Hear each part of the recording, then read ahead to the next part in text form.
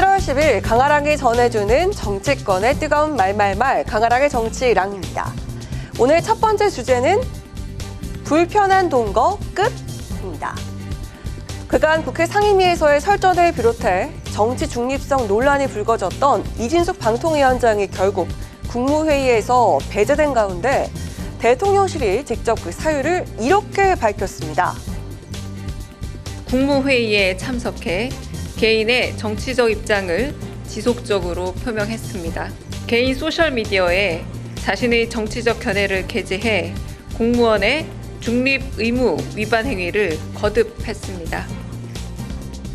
발단은 이진숙 위원장이 방송 3법 개정과 관련해 지난 7일 국회에서 이 대통령에게 업무 지시를 받았다고 주장한 이 발언 때문이기도 했습니다.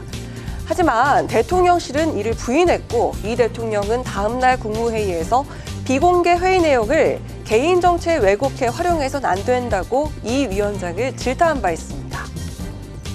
이진숙 위원장의 공무원으로서의 정치적 중립 의무 위반 의혹 등에 대한 감사 결과를 수사 당국에 추가 증거로 제출했다.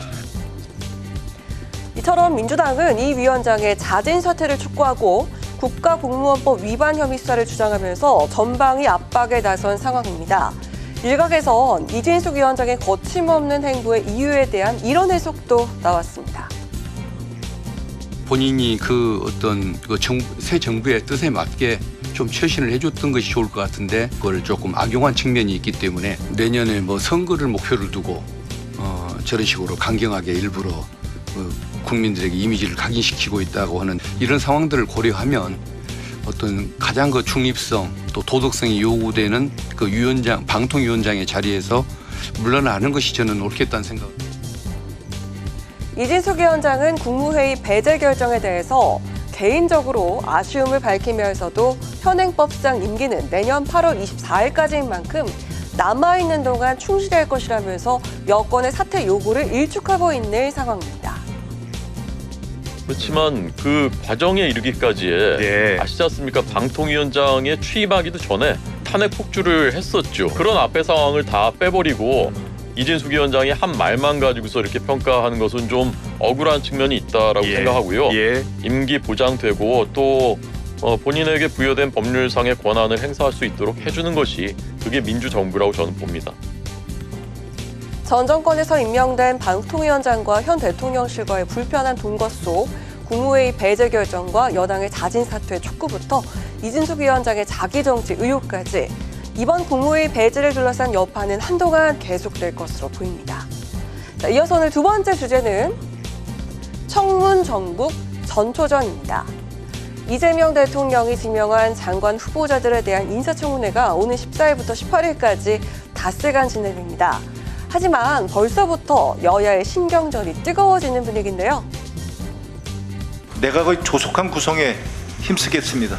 공직자의 자질과 능력을 국민 눈높이에서 검증하겠습니다. 음해성 신상 털기나 국정 발목 잡기에는 단호하게 대처하겠습니다. 후보자들의 도덕성과 행정 역량을 검증하는 국민검증센터를 출범시킨 국민의힘은 앞서 김민석 총리가 청문회에서 보여준 자료 제출과 의혹 해명 거부 등이 영향을 미치고 있다면서 자료 제출 거부 시 고발하겠다는 뜻을 밝힌 상황이기도 합니다. 너무너무 비리가 많이 나오고 있어서 좀 충격에 휩싸이고 있고요. 공식된 자료를 가지고 세세하게 소위 자기를 증빙해야 되는 거거든요. 그게 김민석 총리 때부터 하지 않고 있으니 다른 후보들이 다 안 하고 있는 겁니다. 즉 안 한다는 말은 본인들이 해명할 자료도 없고 해명할 자신도 없다라는 말과 동일하다라는 거. 국민의힘 의원님들이 너무 당권투쟁에만 매몰돼 있고 본인들 스스로 좀 자정작용부터 먼저 하셨으면 좋겠는데 어찌됐건 김민석 총리 후보자 인사청문회 과정에서도 정말 말도 안 되는 의혹을 제기했다가 스스로 검증의 대상이 됐던 적이 있지 않습니까?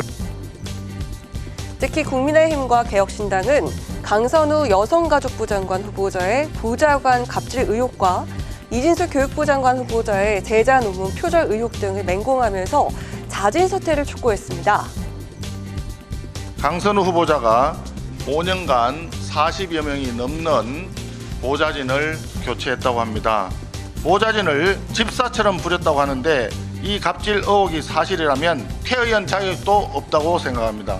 국립대학교 대학 교수가 AI를 표절하고 제자 논문을 표절하고 했다고 하니 있을 수 있는 일인지 묻습니다. 오타까지 그대로 뺏겨 쓴 것은 정말 창피한 일이라고 생각합니다.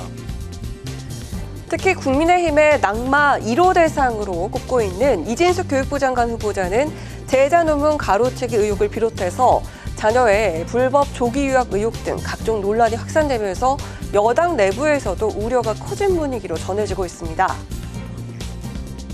지난 정부에서 교육부 장관 후보자가 첫 번째 한번 낙마를 했는데 그 당시에 표절률이라는 게 겨우 4%였어요. 4%. 그거 가지고도 민주당에서 난리를 쳤습니다. 논문 몇 개를 검토를 해보니까 거의 다 그냥 통째로 붙인 부분이 많아요. 박사학위 준비하시는 수많은 국민들 이거 절대 용납 못 하실 겁니다. 민주당 원내수석 부대표는 이진숙 후보자의 표절 의혹에 대해서 청문회를 통해서 해명이 가능할 거란 낙관적인 입장을 전하기도 했습니다. 다음 주 인사청문회를 앞두고 달아오른 여야 간 전초전이 실전에선 어떤 공방으로 펼쳐질지 이목이 집중됩니다. 지금까지 강아랑의 정치랑이었습니다.